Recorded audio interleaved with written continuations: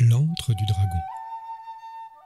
Maître Kong salua la foule de ses disciples qui étaient venus assister à son départ, et son char s'élança dans un nuage de poussière.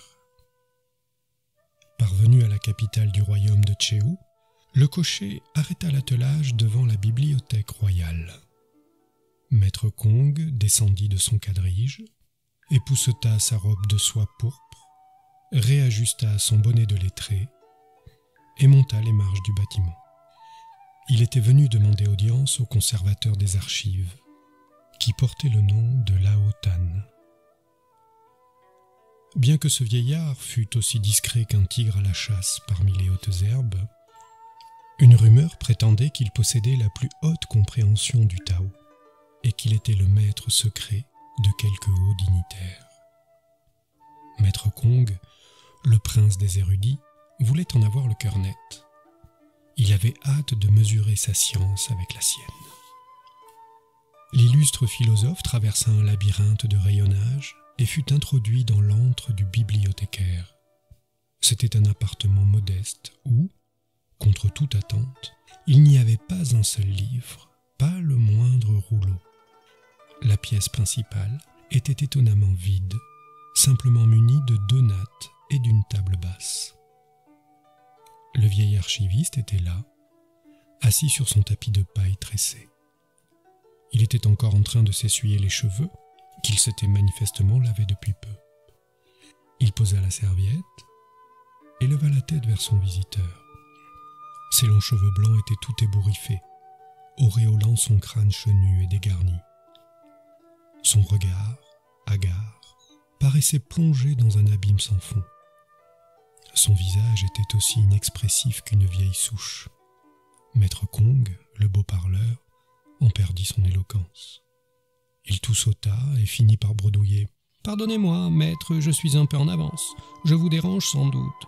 Peut-être n'avez-vous pas fini de vous préparer. Êtes-vous fatigué ?»« Pensez, entrez !» s'esclaffa le vieux avec un sourire qui découvrit 2 rangées de dents trouées.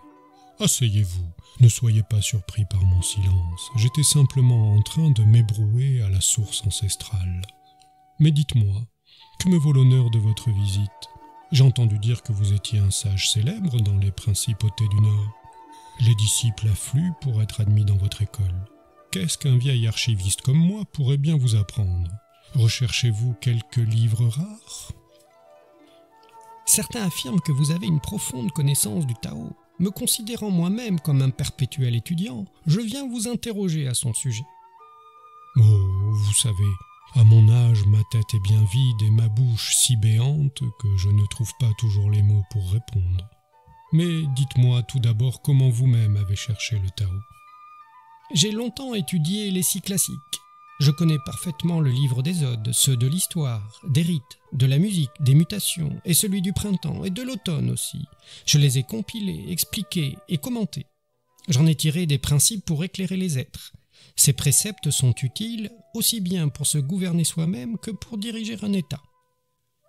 Le vieux Lao secoua la tête, fit claquer sa langue. Ses yeux étincelèrent comme des braises, et il rugit ces mots. « Comme vous êtes suffisant, comme vos paroles sont arrogantes, tout ce zèle n'est-il pas nuisible ? Et dites-moi, les princes vous ont-ils écouté ?» Le maître de la morale et des rites en oublia toute bienséance. Il retira son bonnet de lettré, s'épongea le front avec ses longues manches, soupira bruyamment et répondit. « Il est vrai que les gouvernants ont du mal à mettre en pratique mes conseils. J'ai moi-même subi de cuisants échecs en voulant les appliquer dans quelques fonctions officielles que j'ai eu l'honneur de remplir. » Le vieillard se frappa les cuisses et s'esclaffa. « Évidemment, il ne peut en être autrement. Les ossements de ceux qui ont écrit tous ces livres séculaires sont tombés en poussière. L'empreinte laissée sur le chemin n'est pas la sandale elle-même. Les mots sont des coques vides pour qui ne partage pas le souffle qui les forgea. Celui qui s'adonne à l'étude augmente jour après jour. Celui qui se consacre au Tao ne cesse de diminuer jusqu'à ce qu'il atteigne le vide primordial. Et par le non-agir, il n'y a rien que l'on puisse atteindre. De même que l'eau d'une source jaillit spontanément, la vertu de l'homme parfait est naturelle et ne nécessite aucun perfectionnement. Lâchez tout ce fatras de règles morales qui troublent l'esprit et retournez à votre nature originelle. Maître Kong, le virtuose de la rhétorique, en resta bouche bée, le visage cramoisi. Il s'inclina machinalement et quitta la pièce sans un mot. Quand son char s'arrêta dans la cour de sa demeure, ses disciples accoururent comme une nuée d'abeilles avides de boire le nectar de ses paroles. « Dites-nous, maître, comment s'est passé votre entretien avec ce Lao Tan ?» Le philosophe fronça le sourcil et, la mine renfrognée, répondit « Un oiseau qui vole, on peut l'atteindre par une flèche. Un poisson qui nage dans les eaux profondes, on peut le prendre dans un filet. Mais le dragon qui s'élance dans les airs, qui peut bien l'arrêter? Et ce Lao Tan en est un. » Maître Kong resta 3 jours sans parler ni manger. Il passa 3 mois enfermé chez lui, sans recevoir personne.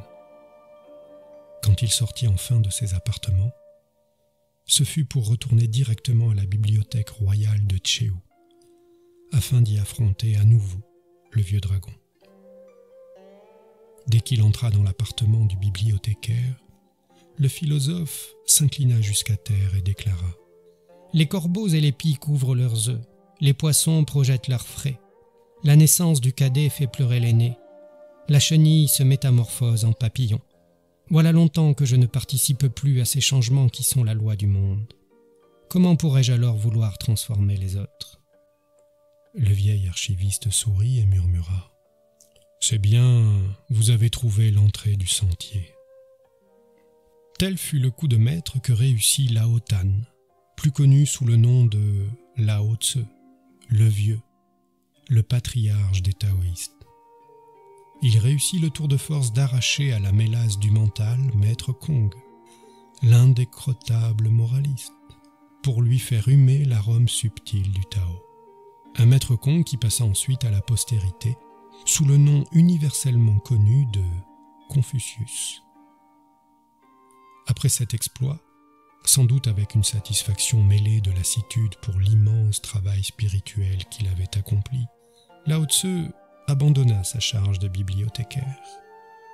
Sans rien dire à personne, sans laisser le moindre écrit, sans même saluer ses disciples, il s'en alla aux premières lueurs de l'aube, juché sur un buffle à la toison bleutée. L'insaisissable patriarche chemina vers le couchant, sur des pistes poudreuses jusqu'aux confins de l'Empire du Milieu, laissant le vent et la pluie effacer ses empreintes.